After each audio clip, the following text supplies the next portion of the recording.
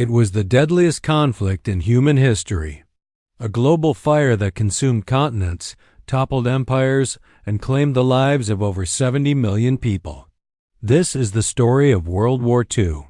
But to understand how the world went to war, we must first look at the man who lit the fuse, Adolf Hitler. After World War I, Germany was a nation on its knees. Crushed by the Treaty of Versailles, they were forced to pay massive reparations, disarm their military, and accept the blame for the war. Their economy collapsed. Their money became worthless. A deep sense of humiliation and anger festered within the German people. It was in this climate of despair that Adolf Hitler and his Nazi Party rose to power. He gave the German people someone to blame: the Jews, the Communists, and the leaders who had signed the treaty. He promised to restore Germany's greatness, to reclaim its lost territories, and to build a new empire, the Third Reich. In 1933, Hitler became Chancellor. Within a year, he was the absolute dictator, the Führer. His plan was set in motion. First, he defied the Treaty of Versailles, secretly rebuilding Germany's army, navy, and air force, the Luftwaffe. The world watched, hesitant to start another war. Then came expansion. Hitler spoke of Lebensraum, or living space, for the German people. In 1938, he annexed Austria. Then, he demanded the Sudetenland, a region of Czechoslovakia. Britain and France, desperate to avoid conflict, gave it to him in what became known as the Munich Agreement. They hoped it would be enough. It wasn't.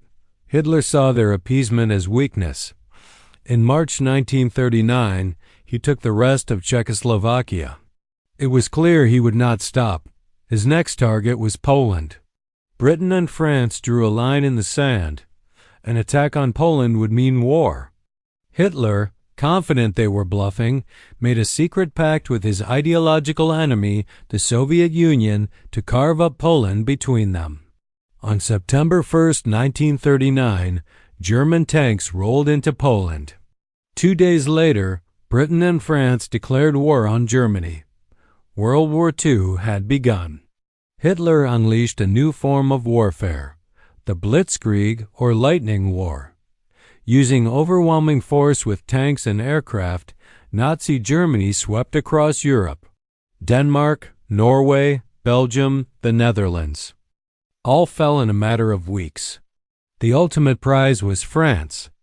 In a stunning campaign, German forces bypassed France's main defenses, and in June 1940, Paris was captured. Hitler had achieved what Germany couldn't in all 4 years of World War I. He stood in Paris, a conqueror. Britain now stood alone, led by the defiant Winston Churchill.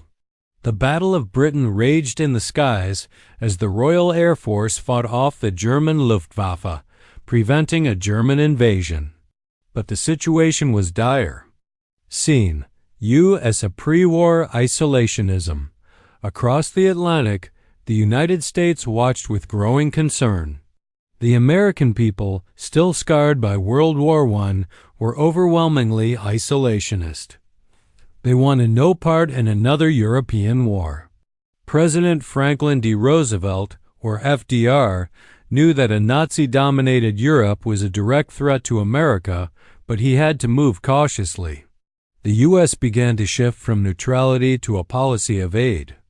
Through the Lend-Lease Act, America became the arsenal of democracy, sending billions of dollars worth of weapons, tanks, planes, and supplies to Britain and other allied nations. They were not fighting yet, but they were fueling the fight against Hitler. Everything changed on the morning of December 7, 1941. Far away in the Pacific, another empire had ambitions: Japan.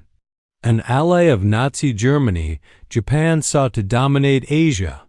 They saw only one nation standing in their way: the United States. In a devastating surprise attack, Japanese planes bombed the U.S. naval base at Pearl Harbor, Hawaii. Over 2,400 Americans were killed. The U.S. Pacific Fleet was crippled. The attack was a massive tactical victory for Japan, but a catastrophic strategic mistake.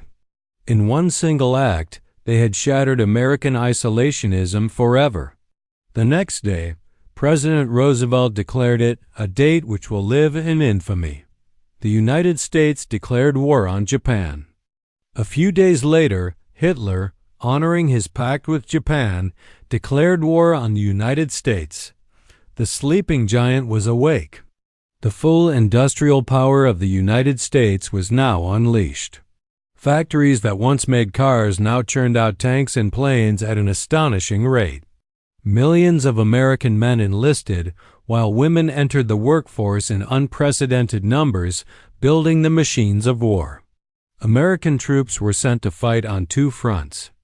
In the Pacific, they began the long, brutal campaign of island hopping towards Japan. But in Europe, Hitler was about to face the full force of American power. By 1944, the tide had turned. On the Eastern Front, the Soviet Union had stopped the Nazi advance at the brutal Battle of Stalingrad and was now pushing the German army back towards Berlin. But to defeat Hitler, the Allies needed to open a second front in the West. They planned the largest amphibious invasion in history, Operation Overlord. The target was Normandy, France. On June 6, 1944, D-Day, over 150,000 Allied troops, primarily American, British, and Canadian, stormed the beaches under intense German fire. The fighting was horrific, especially at Omaha Beach, but the soldiers persevered. They broke through Hitler's Atlantic Wall. With the beachhead secured, millions more Allied soldiers and equipment poured into France. Paris was liberated in August 1944. The push towards Germany was on. American forces fought their way across Europe, facing a desperate German army in battles like the Battle of the Bulge. By the spring of 1945, it was over.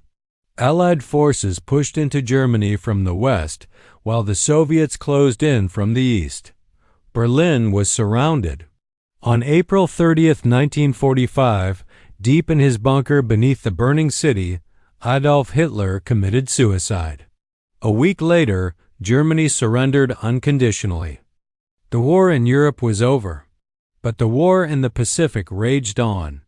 The Japanese fought with ferocious determination, defending every island to the last man. Battles like Iwo Jima showed the Americans that an invasion of Japan itself would cost hundreds of thousands of American lives. The new American president, Harry Truman, was faced with a terrible choice. A new, terrifying weapon had been developed in secret, the atomic bomb. On August 6, 1945, an American B-29 bomber dropped a single atomic bomb on the city of Hiroshima. The city was instantly destroyed. An estimated 80,000 people were killed in the blast. 3 days later, a second bomb was dropped on Nagasaki. Faced with this unimaginable power and the threat of total annihilation, Japan surrendered on August 15, 1945. World War II was finally over. The war left the world transformed. It ended Hitler's dark reign and the Holocaust, his systematic murder of 6 million Jews. It ushered in the nuclear age and the Cold War that followed. And it marked the rise of the United States, not just as a victor, but as a global superpower. The sleeping giant had not only woken up, but had reshaped the world forever.